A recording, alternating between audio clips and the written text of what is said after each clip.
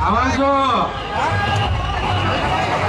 आवाज दो, हम एक एक आवाज दो, अरे आवाज दो। जब तक सूरज चांद रहेगा, अरे जब तक सूरज चांद रहेगा, आपल्या सर्वांच्या मध्ये आज हा जो बालक उपस्थित आहे, काही लोकांना माहित नसेल की हा व्यक्ती कोण आहे। सर्वांनी आपल्या घरात स्टार प्रवाह मराठीवर बाबासाहेबांचं लोकप्रिय सिरियल बघितलं असेल, महामानवाची गौरव गाथा, ज्यामध्ये बाबासाहेबांचा लहानपणाचं पात्र ज्या बालकाने केलं, तोच हा अमृत गायकवाड इथे आपल्यामध्ये उपस्थित आहे।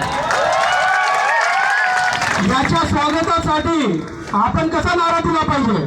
डॉक्टर बाबासाहेब आंबेडकरांचा, डॉक्टर बाबासाहेब आंबेडकरांचा, एकच साहेब, अरे एकच साहेब। अमृत गायकवाड दोन शब्द बोलतील आणि आपल्याला शुभेच्छा देतील अशी त्यांना विनंती करतो। मी अमृत गायकवाड, तुम्ही मला एवढं प्रेम दिलं त्याच्यासाठी धन्यवाद। डॉक्टर बाबासाहेब आंबेडकर हे महामानव आहेत, त्यांनी आपल्या भारतासाठी खूप चांगल्या गोष्टी केल्या आहेत, जसं की कॉन्स्टिट्यूशन लिहिलं आणि खूप काही। तर आपण त्यांना नेहमी धन्यवाद द्यावा।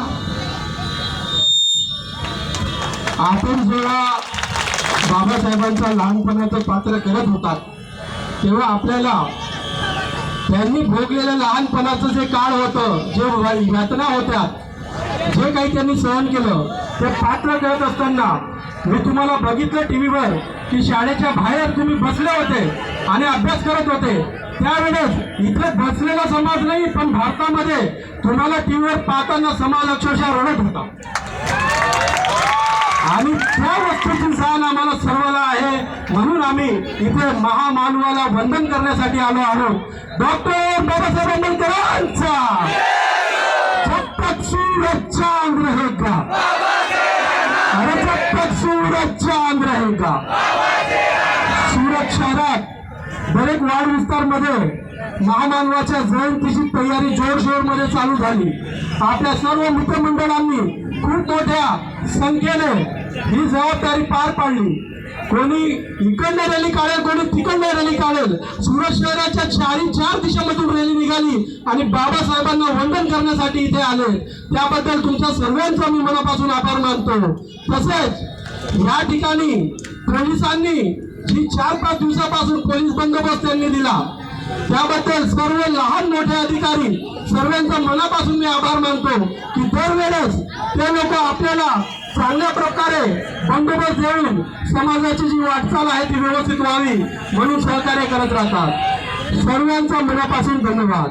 आम्हाला या मंचावर बोलून 2 शब्द बोलू दिले त्याबद्दल आमच्या मित्रपरिवार यांचा खूप खूप धन्यवाद। चला मग गाणं लावा मी माझं।